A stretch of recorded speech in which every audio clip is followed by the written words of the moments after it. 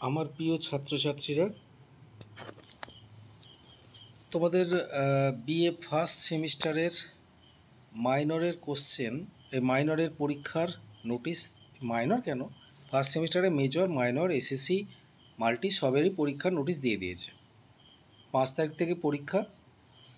তো মেজরের সাজেশান আমি আগেই দিয়ে দিয়েছি, এবারে মাইনরের পালা। তো আমি শরীর খারাপের কারণে বা ব্যস্ততার কারণে আমি ইউটিউবে অনেক দিন আসতে পারিনি, রেগুলারলি আসতে পারিনি। তো এবার থেকে চেষ্টা করব, অন্তত সপ্তাহে একটা করে ভিডিও দেওয়ার চেষ্টা করব। তো তোমরা যদি চাও, তোমরা যদি আগ্রহ প্রকাশ করো, তোমরা যদি আমার ভিডিও দেখতে আগ্রহ প্রকাশ করো, তার জন্য লাইক, কমেন্ট, শেয়ার, সাবস্ক্রাইব যারা নতুন দেখছো যদি করো, তাহলে আমি হয়তো রেগুলারই ভিডিও প্রকাশ করতে পারবো। তো যাই হোক, সাজেশানে যেটা আমি তৈরি করলাম সেটা দেখো। প্রথমে সাহিত্যের সংরূপ মানে একক ওয়ানে আছে যেটা প্রবন্ধ, ছোট গল্প, উপন্যাস, কবিতা, নাটক। তার মধ্যে প্রবন্ধ এবং ছোট গল্প এবারের জন্য খুব ইম্পর্ট্যান্ট।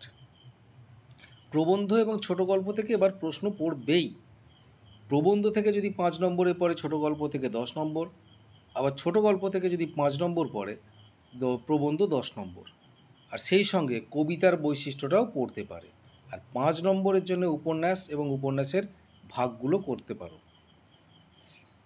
এবার আসে কবিতা আত্মবিলাপ এবং সোনারতরী, দুটো কবিতা করলেই হয়ে যাবে। আত্মবিলাপ যদি 10 নম্বরে পড়ে, সোনারতরী 5-এ, সোনারতরী যদি 5-এ পড়ে, আত্মবিলাপ 10-এ। আর প্রবন্ধ গ্রন্থ, এই প্রবন্ধ যেগুলো পড়তে হবে, আমাদের ভাষা সংকট 10 নম্বরে পড়বে। আমাদের ভাষা সংকটটা করলেই ভালো করে হয়ে যাবে। আর বাংলার ব্রত থেকে 5 নম্বরে প্রশ্ন পড়বে। ছোট গল্প অভাগীর স্বর্গ এবং মাদার ইন্ডিয়া। অভাগীর স্বর্গ যদি 10 নম্বরে পড়ে, মাদার ইন্ডিয়া 5 নম্বরে থাকবে। মাদার ইন্ডিয়া যদি 10 নম্বরে থাকে, অভাগীর স্বর্গ থাকবে 10 নম্বরে। কাজেই অভাগীর স্বর্গ এবং মাদার ইন্ডিয়া করলেই সব প্রশ্নের অ্যান্সার পেয়ে যাবে। আর বাংলার ব্রত থেকে 5 নম্বরের প্রশ্ন থাকবে। এবারে তোমাদেরকে যেটা বলি, তোমাদের একক আছে 4টে এককের মধ্যে যে কোনো 2টো একক তোমরা বড় কোশ্চেনের জন্য বাদ দিয়ে দিতে পারো। যে কোনো 2টো একক যদি ভালো করে থাকো, তাহলে তোমরা 10 নম্বরের কোশ্চেন পেয়ে যাবে। যেমন তোমরা যদি কেউ প্রবন্ধ এবং গল্প এইটা করতে চাও, তাহলে এই দুটো ভালো করলে তোমার কবিতা এবং সাহিত্যের সংরূপ বাদ দিতে পারো। কিংবা সাহিত্যের সংরূপ বা কবিতা বাদ দিয়ে এই কবিতা পড়ে প্রবন্ধ এবং গল্প বাদ দিতে পারো। এরপর 5 নম্বরের প্রশ্ন।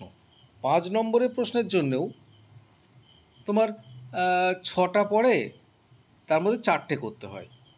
প্রত্যেকটা একক থেকে একটা করে থাকে, আর যে কোনো 2টো একক থেকে 2টো ফেলে, তাই তোমাদের 4টে করতে হয়। এক্ষেত্রেও যদি একটা একক তোমরা বাদ দাও, তোমাদের কিচ্ছু অসুবিধা হওয়ার কথা নয় কেন, অসুবিধা হবে না। তাই বুঝে শুনে পড়তে হবে। এখন থেকেই তোমরা পড়তে শুরু করে দাও। এখন থেকে কেন, আরও আগে থেকে পড়া উচিত ছিল। যাই হোক, তবুও সাজেশানটা পেয়ে যেরকম সাজেশানটা দিলাম, এই সাজেশান অনুযায়ী পড়াশোনা করো। প্রশ্ন অনুযায়ী সাজেশান দেওয়ার কোনো এখানে জায়গা নেই, কারণ 5 নম্বরের প্রশ্ন লাইন তুলে কী দিয়ে দেবে কেউ বলতে পারবে না। 5 নম্বরের প্রশ্ন লাইন তুলে দিয়েই দিতে পারে, একটা গল্প থেকে লাইন তুলে প্রশ্ন দিয়ে দিল, বা একটা প্রবন্ধ থেকে লাইন তুলে প্রশ্ন দিয়ে দিল। সেখানে একটা কবিতা থেকেও লাইন তুলে প্রশ্ন দিয়ে দিতে পারে। সেখানে তোমাদের একটাই কাজ হবে, যে কবিতাটা পড়বো সেই কবিতাটা ভালো করে পড়বো, 10, 5 যাই থাক, আমরা যেটা সব করতে পারি। আর সাহিত্যের সংরূপ থেকেও তাই, প্রবন্ধ এবং ছোট গল্প খুব ভালো করে করব, যা প্রশ্ন আসবে সব যেন করতে পারি। এদিকেও তাই, আমাদের ভাষা সংকটটা এমনভাবে তৈরি করব যাতে কোনো প্রশ্ন না আটকায়। আবার অভাগীর স্বর্গ এবং মাদার ইন্ডিয়া এমনভাবে করব যেন কোনো প্রশ্ন না আটকায়। আর বাংলার ব্রত থেকে যেন কোনো 5 নম্বরের প্রশ্ন না আটকায়। এই হলো তোমাদের সংক্ষিপ্ত সিলেবাস, এই সাজেশান। তো তোমরা এই সাজেশানটা অনুযায়ী ভালো করে পড়ো, দেখবে তোমাদের পরীক্ষা ভালো হবে।